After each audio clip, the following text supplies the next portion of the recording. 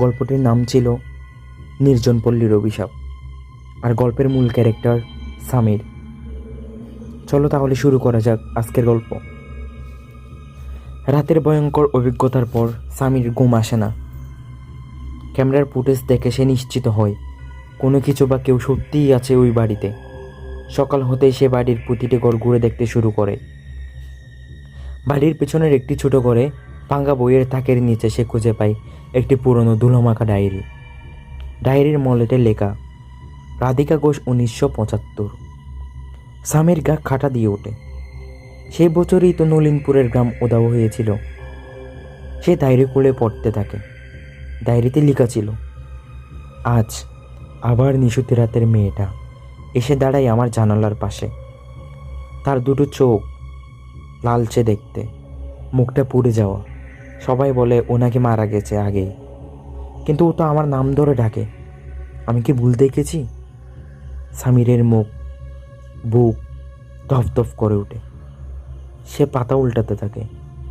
গ্রামের লোকজন পাগল হয়ে গেছে। কেউ কারো কথা শুনছে না। সবাই বলছে ওর উপর অন্য কিছু ভর করেছে। কেউ কেউ তো বলছে ওই এ অভিশাপের মূল। ডায়েরির এক জায়গায় লেখা, যদি কেউ কখনো এই বাড়িতে আসে তাকে বলো সূর্য ডোবার আগেই যেন চলে যায়, না হলে ও তাকেও ছাড়বে না। ডায়েরির শেষ পাতায় শুধু 3টে শব্দ লেখা, তুই এসেছিস আবার।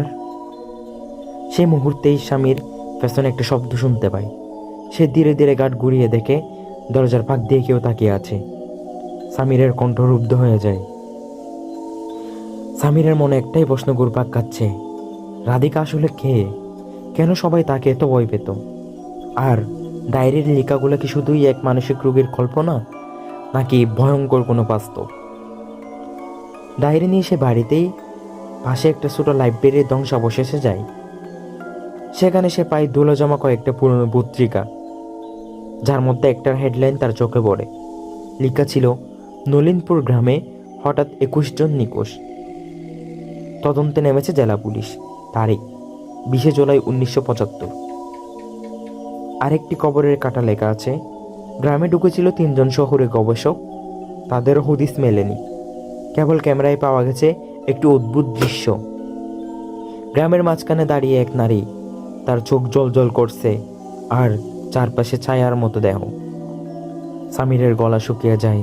সে বুঝে যায় সে শুধু একা নয়, বহু মানুষ এই গ্রামে ঢুকে আর ফিরে যেতে পারেনি। প্রত্যেকের শেষ চিহ্ন শুধু কিছু ঝাপসা ক্যামেরার ফুটেজ আর ভয়ের আর্তনাদ। ঠিক তখনই সে শুনতে পাই বাইরে কেউ হাঁটছে ধীরে ধীরে বাড়ি পায়ে। সে জানালায় গিয়ে দেখে রাস্তার মাঝখানে দাঁড়িয়ে আছে কয়েকজন মানুষ। এক একজনের চোখ ফাঁকা, পোশাক ছেঁড়া, চেহারা বিকৃত, যেন ওরা জীবিতও না আবার মৃতও না। তারা সবাই তাকিয়ে আছে স্বামীর দিকে, আর তাদের মুখ দিয়ে একসাথে বেরিয়ে আসে একটি ফিসফিসানি শব্দ, তোর পালানোর সময় শেষ, তোর পালানোর সময় শেষ, তোর পালানোর সময় শেষ। রাত তখন 2টা। সামির জানালার বাইরে দাঁড়িয়ে থাকা সেসব মানুষ হঠাৎ একে একে অদৃশ্য হয়ে গেল, যেন তারা কখনো ছিলই না। কিন্তু বাতাসে এখন একটা কাঁচা গন্ধ, কাটামাটির সাথে মিশে থাকা ধ্বংস আর রক্তের গন্ধ। সামিরের শরীর কাঁপছে। সে সিদ্ধান্ত নেয় এখান থেকে এখনই পালাতে হবে। কিন্তু ঘর থেকে বের হতেই হঠাৎ সব বাতি নিভে যায়। ক্যামেরা চালু করে সে টর্চ অন করে। আলো পড়ে দেয়ালে, আর সেখানে সে দেখে নিজের ছায়া। না, সেটা তার না। ছায়াটি তার মতোই দেখতে, কিন্তু তার পেছনে দাঁড়িয়ে। সামির পেছনে কেউ নেই, কিন্তু ছায়া স্পষ্ট দেখা যাচ্ছে একটা মেয়ে, লম্বা চুল, মাথা নিচু, আর চোখে লাল আলো। আচমকা ক্যামেরা বন্ধ হয়ে যায়। একটা ঠান্ডা নিঃশ্বাস তার কানে ফিস ফিস করে বলে, তুই এখন আমার। সামির গায়ের লোম কাটা হয়ে যায়। সে দৌড়ে বেরিয়ে যায় ঘর থেকে, কিন্তু যত দূরেই যায় সে দেখতে পায় ছায়া মূর্তিটা ঠিক তার সামনেই দাঁড়িয়ে আছে। তাকে দেখে না, তার ভিতর দিয়ে তাকাচ্ছে। সামির দৃষ্টি আটকে যায় সেই চোখে, লালচে গভীর আর ভয়ঙ্কর ফাঁকা। সে যেন ডুবে যাচ্ছে একটা অতল গহ্বরে। তখনই সে মেয়েটি প্রথমবার তার মুখ তোলে। তার মুখ অর্ধেক নেই, পুড়ে যাওয়া চামড়া, চোখের নিচে গলে যাওয়া রক্তের দাগ। সে বলে, আমার নাম ভুলে যাস না, আমি রাধিকা। স্বামীর মাথা ঘুরে যায়, সব অন্ধকার হয়ে আসে। স্বামীর অজ্ঞান হয়ে পড়ে যায়। স্বামীরের যখন জ্ঞান ফেরে তখন সে পড়ে আছে একটা পুরনো শেওলা ধরা কুয়োর পাশে। চারপাশে গভীর অন্ধকার, শুধু তার ক্যামেরার স্ক্রিন হালকা আলো। সে কোনো মতেই উঠে দাঁড়ায়। সামনে একটা সরু পথ যেটা গ্রামের একদম প্রান্তে চলে গেছে। সেখানে এক বিশাল পুরনো বটগাছ দাঁড়িয়ে আছে। গাছটা দেখে স্বামীর কেমন যেন শ্বাস নিতে কষ্ট হয়। গাছের গোড়ায় গর্তের মতো কিছু, যেন কেউ মাটি করে কিছু লুকিয়েছে। সে এগিয়ে যায় ক্যামেরা চালু করে, কিন্তু গাছের কাছে গিয়েই তার চোখ আটকে যায়।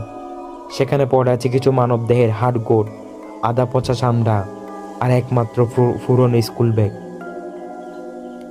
স্কুল ব্যাগের ভেতর থেকে সে খুঁজে পায় একটি চিরকুট।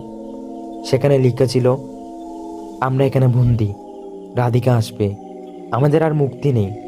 দয়া করে কেউ এখানে এলে সে যেন এই জায়গা থেকে পালায়, নইলে তার হাত গোট এখানে গাছের নিচে কবর হবে। স্বামীর ক্যামেরায় তখনই শব্দ হতে থাকে, ভিডিও ঝাপসা হয়ে যায়, আওয়াজ আসতে থাকে, কান পেটে যাওয়া চিৎকার। বটগাছের ডালে হঠাৎ একটা ঝোলানো রক্তমাতা কাপড় দুলতে থাকে।